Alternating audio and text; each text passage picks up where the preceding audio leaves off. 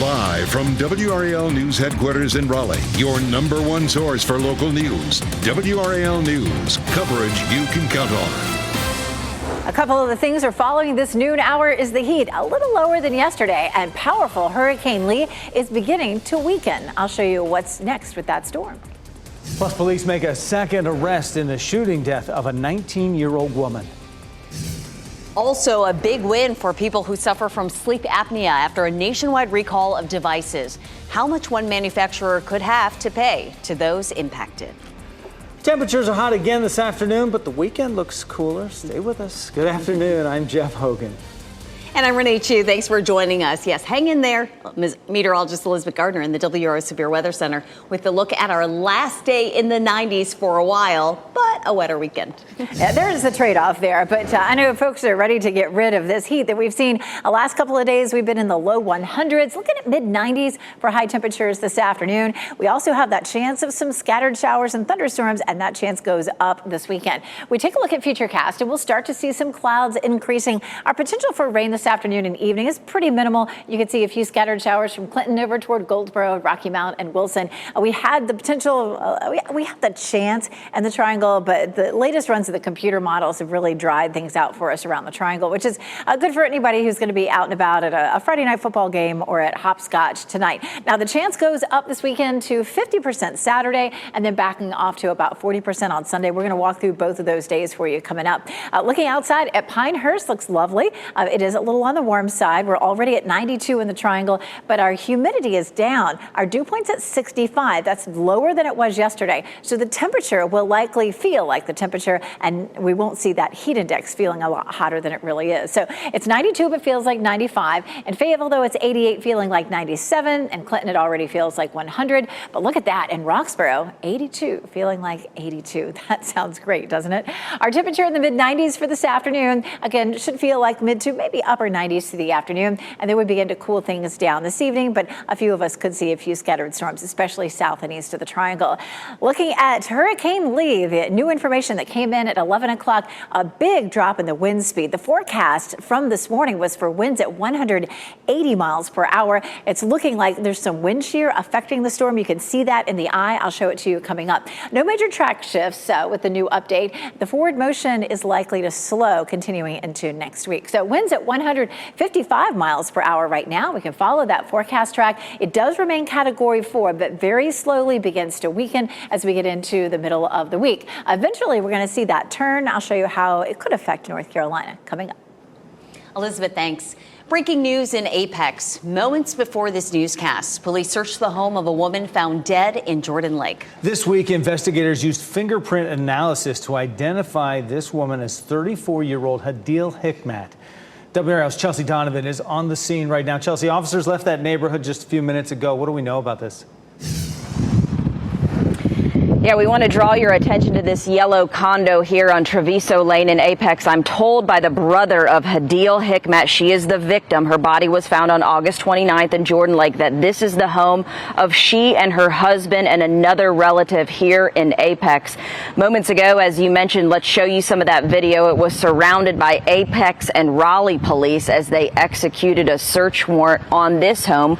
We understand at the same time they were also executing a search warrant on Westcott Drive, that's in Holly Springs. We do know from the Chatham County Sheriff's Department confirming this, that these two locations were frequented by 34-year-old Hadil Hikmat. Now, you'll recall in our reporting from the last week or so, her body was found by a boater back on August 29th at Jordan Lake. That boater then called 911, and that's when the Chatham County Sheriff's Office responded. At that time, though, they did not know the identity of the victim. So that's when they put out a sketch of a woman.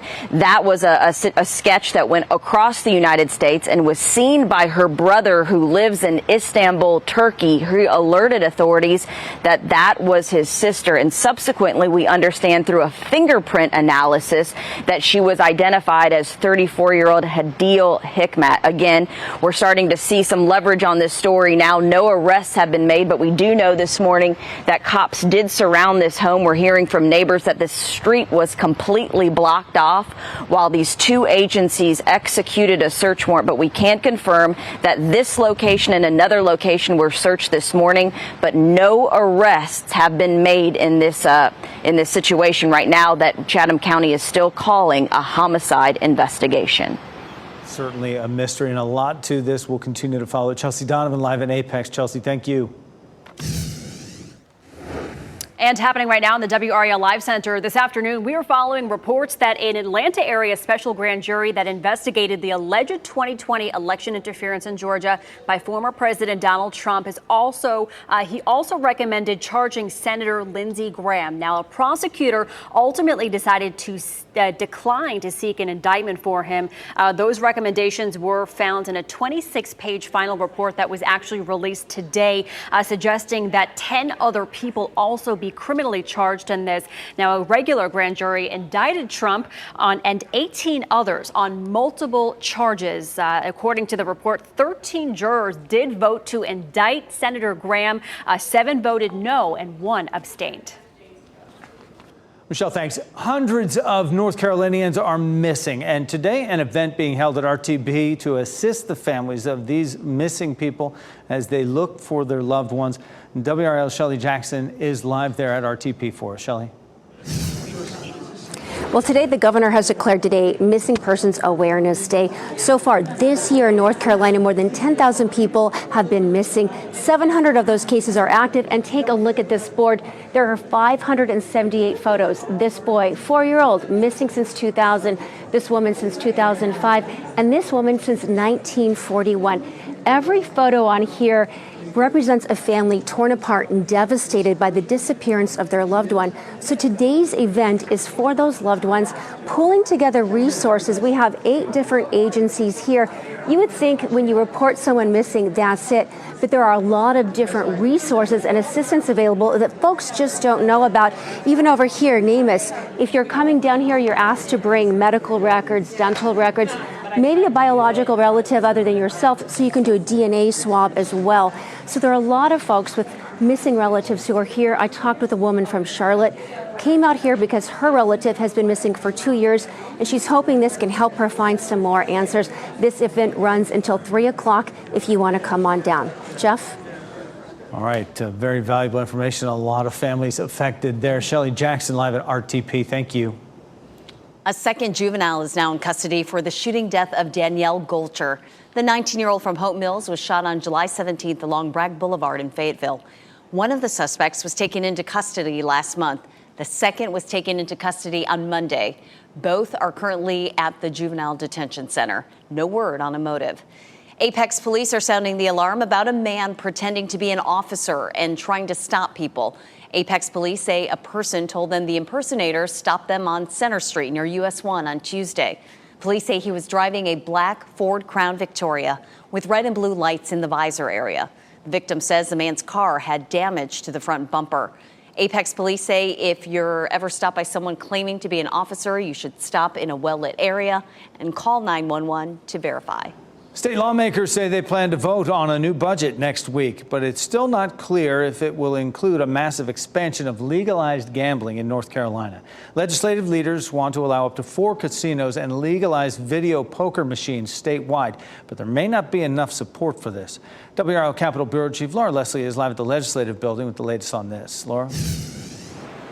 Jeff, it's less than a week before that expected budget vote, and we still have not seen an official proposal what they're talking about for expanding gambling. They're keeping it very much under wraps. They say they're still working on the details. They don't plan to release it unless it's a part of the budget, and they don't plan to hold a public hearing on it either. Senate Leader Phil Berger said yesterday that the expansion of casinos and video slot machines can only be passed as part of the budget. Critics have said, it needs to be taken up separately from the budget, but Berger acknowledged there are some lawmakers who would not support it on its own merits. I just don't see gaming going forward as a separate deal. I think it's either in the budget or we don't have a particular pathway as far as gaming that I can think of. House leaders have been talking to majority Republicans there about to gauge their support for putting gambling in the budget. And at this point, it does not look good. WRAL News obtained an email that was sent by House Speaker Tim Moore to the Republican caucus this week. To be clear, we will not pass a budget that does not have 61 Republican votes, he wrote. As you can see, there are not 61 Republicans willing to vote for the budget if it includes gaming. Moore goes on to say that they plan to hold a meeting next week to discuss a budget that does not include an expansion of gambling, which is casinos as well as those video slot machines. That doesn't mean that those things might not be in the final version of the budget. You know, things change quickly down here and there's a lot of horse trading, but at this point, it doesn't look as likely as it did earlier this week. Jeff? It changed quickly, but they've waited a long time to get that budget done. Laura Leslie, live at the Legislative Building. Thank you.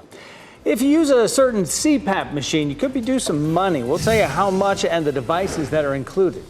Plus, AI is not going away, but how to regulate it. At 12:30, the pros and cons of artificial intelligence.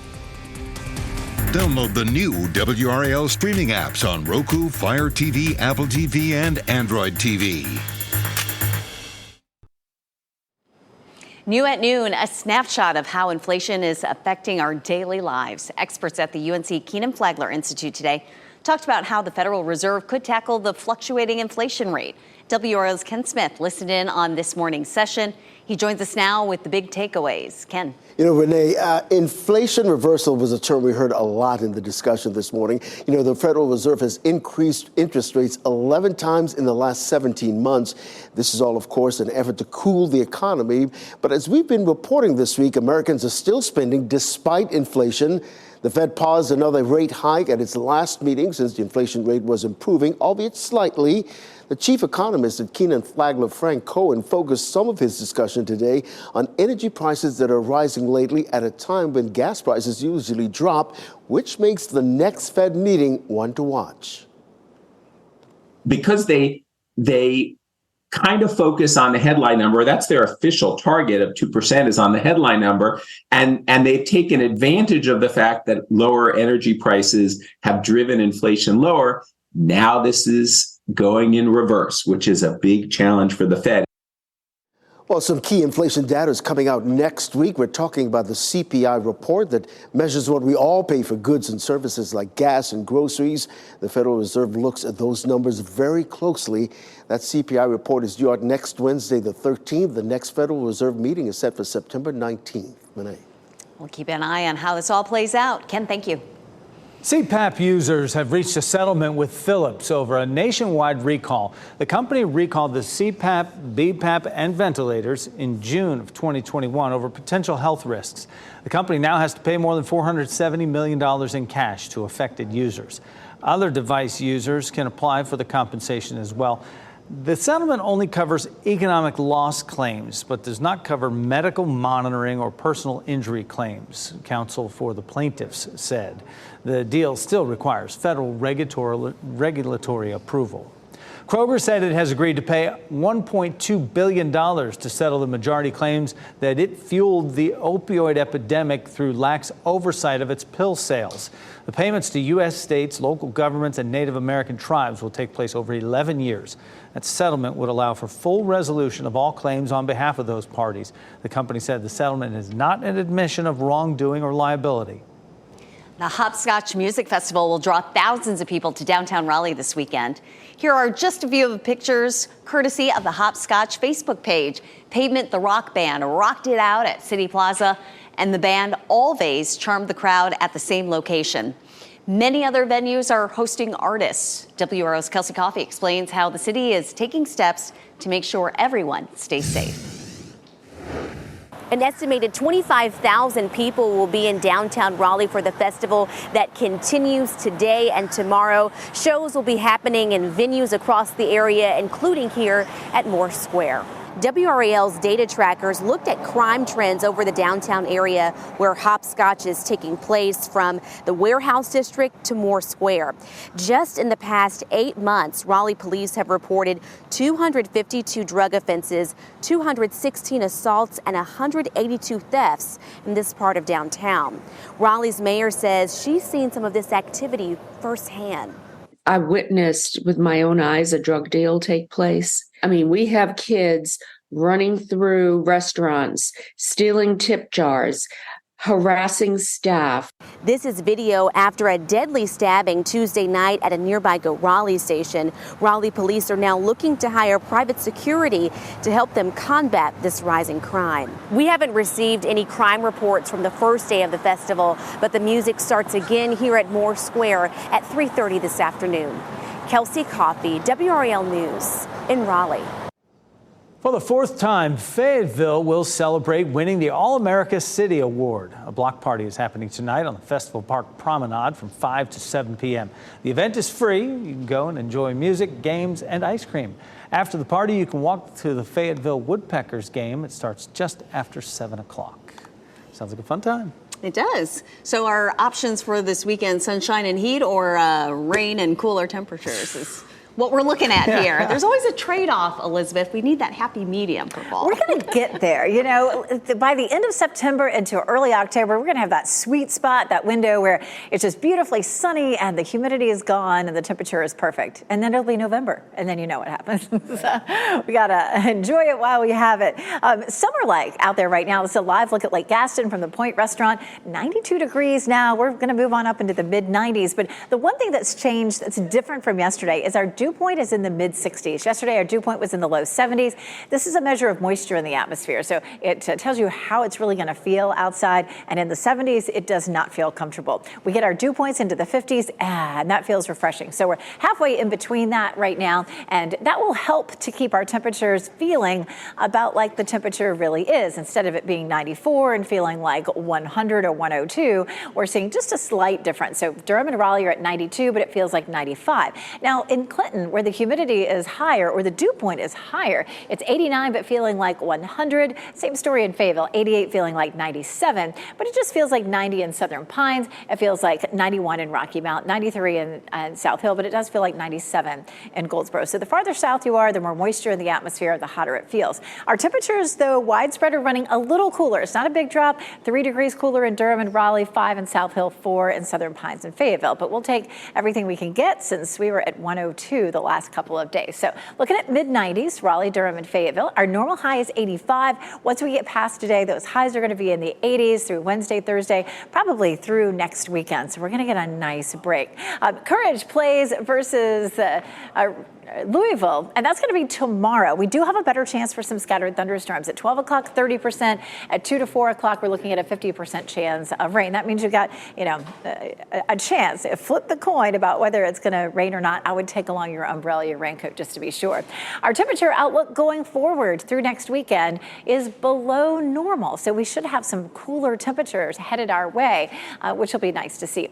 We do have a severe thunderstorm that's down near the Wilmington area right now. A couple of cells starting to develop, and that's where ours will come from. We don't have a particular risk for severe storms this afternoon, but one or two of those could produce some strong gusty winds, certainly, and some heavy rain. There's 5 o'clock, a little bit of rain near Goldsboro. Once we get to sunset, that begins to fizzle out. And again, today it's a 20 to 30% chance. And we get into the day tomorrow. It starts earlier. There's lunchtime, much more widespread. It is likely to be finished, though, by around 5 or 6 o'clock. So it'll be more of an afternoon and not so much of an evening event, as long as that computer model is correct. So 20 to 30 today, 50% tomorrow. So if you're going to be out and about during the afternoon, especially, say, for hopscotch or for the NC State game, you're going to need to take along the umbrella.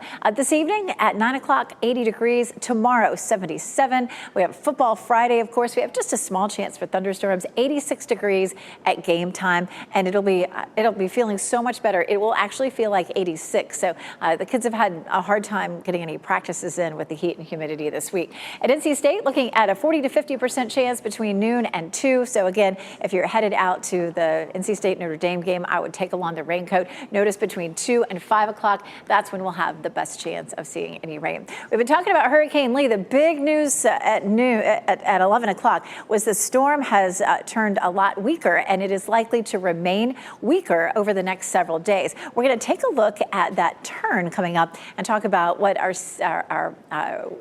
winds and our waves could be off the coast of North Carolina coming up. Loving these 80 degrees that are likely to stick with us all week next week. Looking forward to that. Coming up on WRAL News at 4, the remains of a North Carolina Tuskegee Airman are coming home nearly 80 years after he was declared missing in action during World War II. We spoke with his cousin about this extraordinary turn of events. And then at 5 p.m., find out which local restaurant received its 5th straight B or lower grade in 5 on Your Side's restaurant ratings. Still ahead this noon, Gatorade's hottest new flavor is water. Look at it. What's in it, though, that makes it different from what flows from the tap? Plus, Walmart is changing its pay scale for some entry-level workers. Who's affected by this change?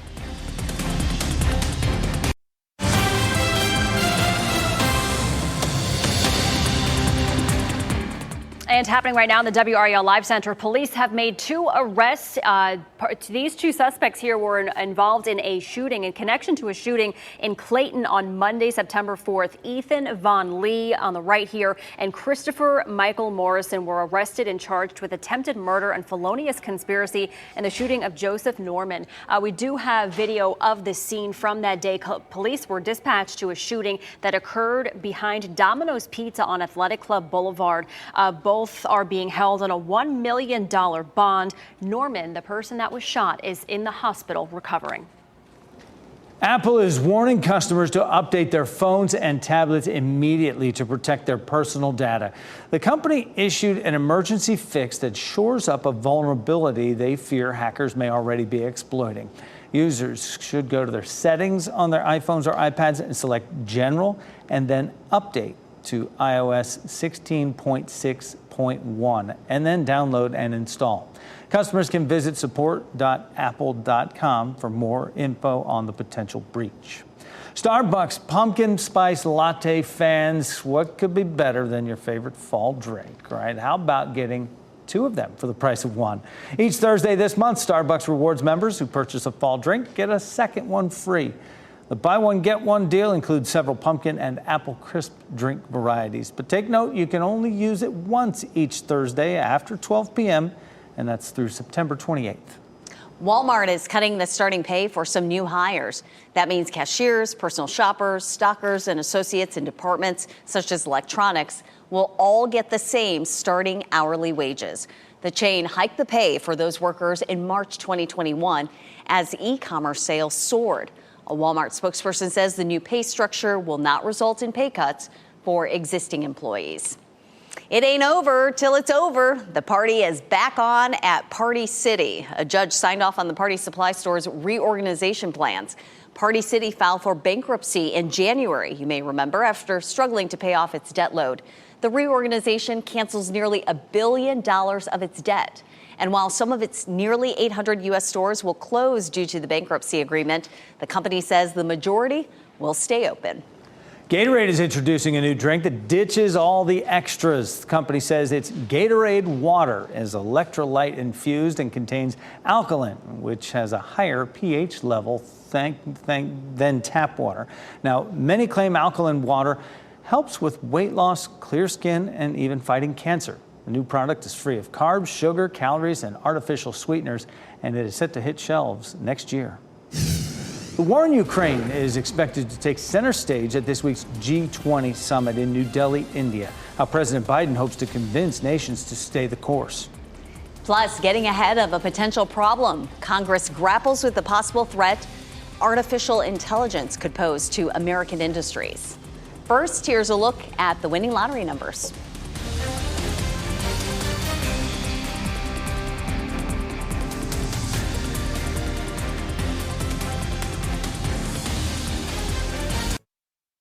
Shot in 4K ultra high definition. Your number one source for local news. WRAL News. Coverage you can count on. President Biden is now in India for a G20 summit today, where the war in Ukraine is expected to dominate the agenda. Biden wants to rally Western allies to continue their support, which has been wavering as the war grinds to a stalemate. Bree Jackson reports the president hopes to convince nations the United States and its allies have better economic security than China. President Biden arriving in India for this year's G20 summit. The White House says reforming the World Bank and helping developing countries invest in climate change, as well as infrastructure projects, are top of mind. Treasury Secretary Janet Yellen previewing the president's priorities ahead of the meeting. We're committed to supporting emerging markets in developing countries and to addressing global challenges. The economic impact of the war in Ukraine is also on the agenda. The G20 has been divided over this conflict. U.S. Secretary of State Antony Blinken was in Kyiv this week, showing strong support for efforts to fend off Russian aggression. If we allow that to go forward with impunity, then you open a Pandora's box, and it's a recipe for conflict around the world. Would-be aggressors say, hey, the Russians can do it, I can do it. That's not a world that Americans want to live in. On Capitol Hill, lawmakers are debating whether to provide more funding for Ukraine. What is the point in cutting off support now when we're at a turning point in the war? Inflection point. I think I need to see progress on our own border security before I'll support any type of funding for Ukraine. During the G20 summit, President Biden is expected to call for a peaceful resolution to the war. In Washington, Bree Jackson, NBC News. And after the G20 summit in India, the president heads to Vietnam in an effort to strengthen economic ties between both nations. And breaking news in the WRAL Live Center right now, former House Speaker Nancy Pelosi just said she does plan to run for re-election in the U.S. House next November. We knew that she was considering another run for office next year, despite concerns over her health and despite her husband saying that she was, quote, done. The 83-year-old told Politico that the departures of fellow female lawmakers gives her pause about leaving office. This is breaking news. We'll stay on top of this and bring you the latest from the Live Center. Michelle, thanks. There's a new policy requiring charter schools to be compliant with state laws before receiving funding. The State Board of Education adopted the new policy yesterday. It allows the board to withhold funding if they think a school is not in compliance with state or federal law.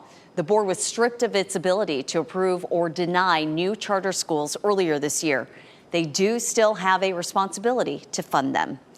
State Superintendent Catherine Truitt wants to push back on complying with the new Parents' Bill of Rights to January. She says state leaders and school systems are still waiting on answers on how to comply with the law.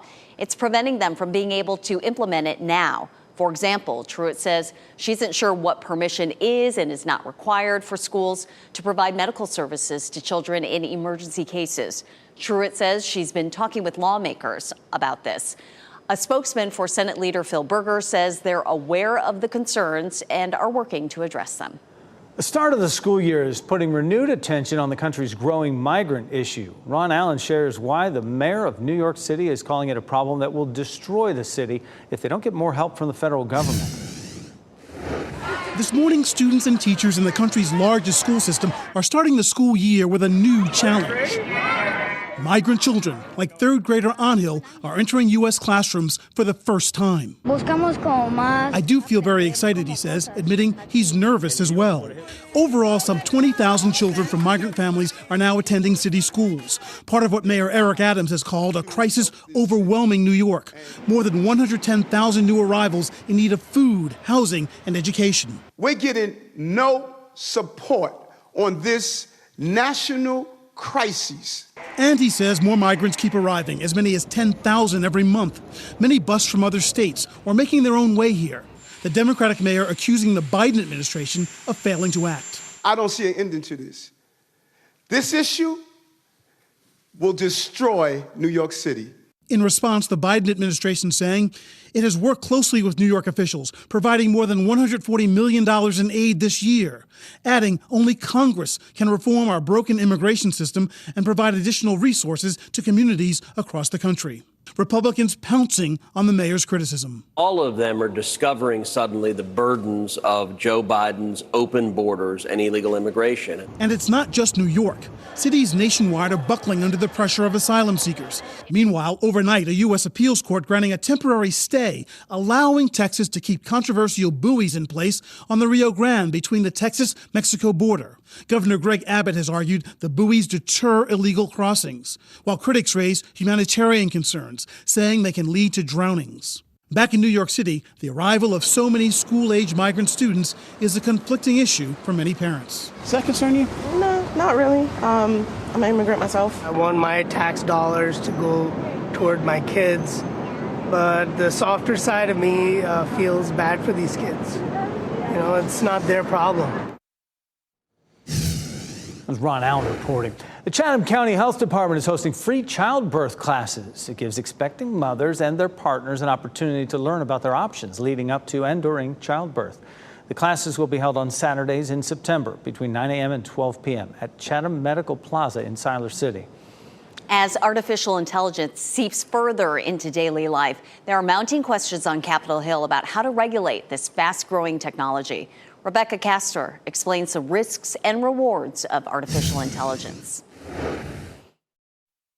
From healthcare to retail, banking, and entertainment, AI is changing the landscape in numerous industries. And lawmakers are racing to regulate the rapidly advancing technology. We need to find an approach that balances both innovation and safety. On Capitol Hill Thursday, AI and energy experts testified before a Senate panel about the risks and rewards the emerging technology could have on the nation's energy sector. AI can do a lot of good, but it can do a lot of harm here, right? Advocates say AI could help stabilize an overburdened electric grid, like in Texas, where extreme heat is putting cities at risk for blackouts. But hackers showed in 2021 how an entire oil pipeline could be taken offline. And Congress does not want a state's electric grid to be next. AI also lowers the bar for bad actors to do even worse things and to do those worse things easier. Meanwhile, the U.S. does not want to lose the AI race to China or risk its scientists' research falling into the wrong hands. We simply must be bolder and move faster or risk falling behind. We will not outcompete China in AI if they're able to just steal the technology funded by our taxpayers' dollars. That was Rebecca Castor reporting. Thursday's Senate hearing is just the start of many conversations lawmakers will have on AI this session. Senate Majority Leader Chuck Schumer is hosting its first AI forum next week. Elon Musk, Mark Zuckerberg, and Bill Gates are expected to attend. Still to come this noon, a traveling 9/11 remembrance crisscrossing the country. What it shares from ground zero so Americans never forget. And we'll explain what Snapchat is doing to make it harder for strangers to contact teens on the social app.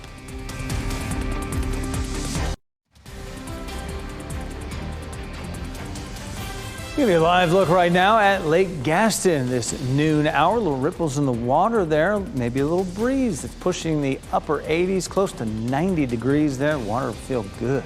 As you watch WRAL News, available on YouTube TV and the WRAL app on your TV or streaming device. I'd like to be on that boat. The North Carolina Courage has a chance to win back-to-back championships Saturday at the NWSL Challenge Cup Final. The Courage hosts Racing Louisville FC at 12:30 at Wake Med Soccer Park in Cary. This year's Challenge Cup has a $1 million prize pool, the most ever for a U.S. Women's Soccer League. The Courage advanced to the final after a dramatic 1-0 win in the semifinals against the Kansas City Current. Midfielder Brianna Pinto says the team's excited to do what they do best tomorrow. We're so excited. We want Wake Med Soccer Park to be packed out. We've been really proud of the performances we've had at home, and we just continue to hope growing the game here in North Carolina. Tickets are still available on the team's website. Last May, the Courage won the Challenge Cup with a 2-1 victory over the Portland Thorns. The Courage hope to become the first club to win 2 consecutive Challenge Cups. High school football is back tonight. We have a full slate of coverage for you. The 43rd season of Football Friday with highlights from over 20 games in our area. Begins at 11:35 on WRAL. First up, though, it's High School OT Live. Live in-game updates starting at 7 o'clock on WRAL Sports Plus. Then on Sunday, you can check out the NFL. Carolina Panthers take on their division rivals, the Atlanta Falcons. You can catch the action on Fox 50. Kickoff is at 1 p.m. Monday marks 22 years since the worst act of terrorism on American soil. But for some, it was just like yesterday. I was scared. I thought I'd seen everything. 25 years in the fire department. How a traveling exhibit aims to ensure Americans never forget. Plus, eBay wants to make it easier for sellers to unload their merchandise. How artificial intelligence will help take the hassle out of creating product listings. As we approach Monday and 22 years since the 9/11 attacks, Mark Santia gives us a closer look at a mobile September 11th exhibit, the traveling museum that features World Trade Center artifacts and guided tours from New York firefighters who responded to Ground Zero that day. Lining the streets of Mount Kisco, a warm welcome for a painful piece of New York history. The 9/11 Never Forget mobile exhibit rolling into town. It's a 53-foot semi-trailer that opens up to 1,100 square feet. The Tunnel to Towers Foundation created this 10 years ago. This exhibit has crisscrossed the country, now taking center stage here in Westchester County ahead of this year's 9/11 remembrance. It's great, because there are so many people who never have the opportunity to come to the city to see the museum there, and this actually brings a part of that terrible day to them, and it's a big traveling piece of history. On display, personal items and artifacts from Ground Zero, and you'll hear history from retired members of the FDNY who were there 22 years ago. I was scared. I thought I'd seen everything. 25 years in the fire department, and all of a sudden, the traffic helicopters are gone. The planes are gone, and then what do you see? Apache helicopters, jet planes. It was frightening for everybody in New York. For retired Battalion Chief John Bruckner, this exhibit is a chance for so many in the tri-state to reflect, remember, and never forget. I don't want people to forget. I lost so many friends. I worked all up and down Manhattan and the Bronx.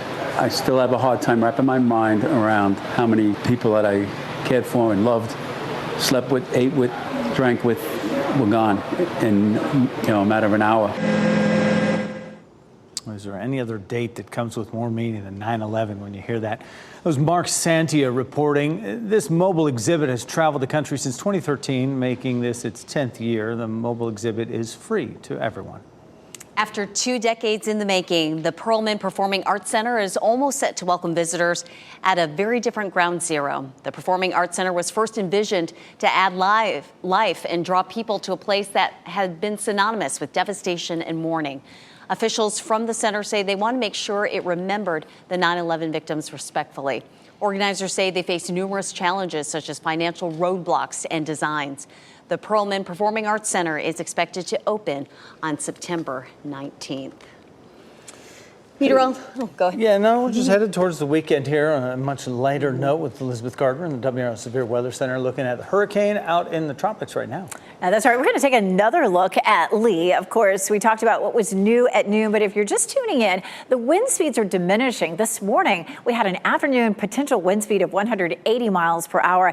If we saw 180 miles per hour with Hurricane Lee, it would put it in the top 10 of hurricanes in the Atlantic in terms of wind speeds. But it looks like we have wind shear, or winds in the upper levels of the atmosphere that are tearing the storm apart a little bit and not allowing it to strengthen much farther. So we're happy to see that, certainly. The track is still right on target. We haven't seen any real change in the track. The forward motion is likely to slow a little bit into early next week. Still expected to make that turn, but stay off the coast of the United States. Here's a look at the storm now. It's moving northwest at 13 with winds at 155. It started this morning with winds at 165, and now we've seen that drop a little bit, and it's forecast to continue to drop. One of the reasons that the 11 o'clock advisory looks different is because they sent the hurricane hunters in. I love this graphic. It shows exactly where the hurricane hunters have flown. And right there with the hurricane hunter over the eye wall, it was able to measure this surface wind at 151 miles per hour. It flew around again a little bit more, paused again near that eye wall, and picked up 143 miles per hour. So much great information comes out of those hurricane hunters. They fly over the storm and they drop instruments into it, and they're able to get those readings. That goes into the forecast and makes the forecast so much more accurate. And so that's why we have the adjustment for this afternoon. Looking at the weekend, wind speeds dropping down to 130 miles per hour by the time we get to early Wednesday, starting to make a little bit of that turn. Of course, we can watch this. This is one of our computer models that shows the wave heights as the storm travels. You can see as it passes north of the Bahamas, there's going to be a lot of heavy surf there, a lot of rip current danger. And then we'll see the same thing as it sits off the coast of North Carolina, very similar to what Franklin did last week. This is going to be 5 o'clock on Friday. We'll see heavy surf that'll cause erosion and really dangerous rip currents, and that will continue.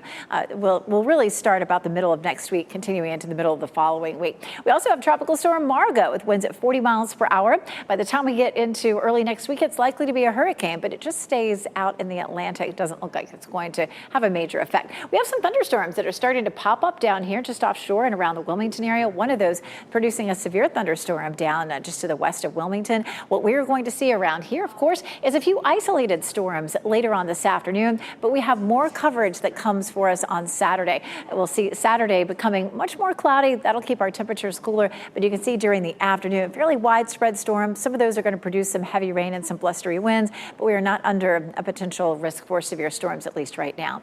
20% today, 50 Saturday, 40 on Sunday. Hopefully that helps you plan a little bit. Once we get past today, we are out of the big heat. As a matter of fact, I'm eyeing Thursday with a high of 82 and a morning low there of 61. So much more pleasant conditions coming.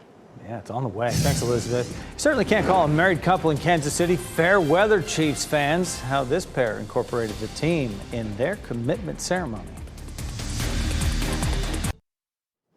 As we wrap things up, here's a look at a few of the headlines we're following today. New in the last hour, investigators searched 2 homes in Wake County connected to a woman whose body was found in Jordan Lake. Chatham County Sheriff's Office investigators executed search warrants as part of their ongoing investigation into the death of Hadil Hikmat. We'll continue to follow this story as it develops throughout the day. State lawmakers say they plan to vote on a budget next week. It's still not clear, though, whether it will include a massive expansion of legalized gambling in North Carolina. Legislative leaders want to allow up to 4 casinos and legalize video poker machines statewide. But there may not be enough support for it. To find out what is in its way, you can go to NC Capital section of WRAL.com.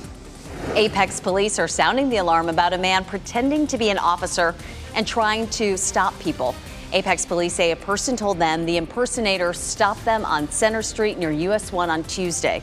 Police say he was driving a black Ford Crown Victoria with red and blue lights in the visor area. The victim says the man's car had damage to the front bumper. Snapchat is adding new features and policies to make teens safer on its app. The company plans to add restrictions on friend suggestions and create a system to remove inappropriate content. Users between the ages of 13 and 17 will also need a certain number of mutual friends before other accounts show up in their searches and suggestions. eBay will give sellers the option to create product listings from just a photo using generative AI. The company believes the AI product listings will help speed up the selling process. The new tool uses pictures uploaded by sellers to fill in information like product title, description, item category, and other key things buyers may want to know. The Chiefs season opener may not have gone the way they wanted, but nothing could spoil the day for 2 fans. Alex and Tony got married back in April. The two had everything from Chiefs jerseys used as guest books, a veil embroidered with arrowheads, and a blinged out Chiefs jacket. They even wrote vows drafting each other. And instead of being pronounced husband and wife, they were pronounced as one team. Love that. They fell in love at Arrowhead and got engaged before a game in 2021. Our pet of the day is a 5-year-old diva who's looking for a new home. Molly is a friendly, outgoing cat who loves attention from people. She is good with kids and senior citizens, and she likes low-energy dogs as well. But she is not the biggest fan of other cats unless they leave her alone. Molly has FIV, which basically means taking Molly to the vet a bit more often, as well as making sure she is never in super stressful situations. Get more information at spcawake.org. Hurricanes, extreme heat, and wildfires. Natural disasters have wreaked havoc throughout the summer. Today at 4, now is the time to ask, can your finances weather a natural disaster? What you can do right now to prepare. NBC News Daily is next on WRAL, your next local news update in 30 minutes. You get breaking news updates anytime with our WRAL News app. Have a great weekend. Keep watching WRAL News over the air Channel 34 and Spectrum Channel 1257.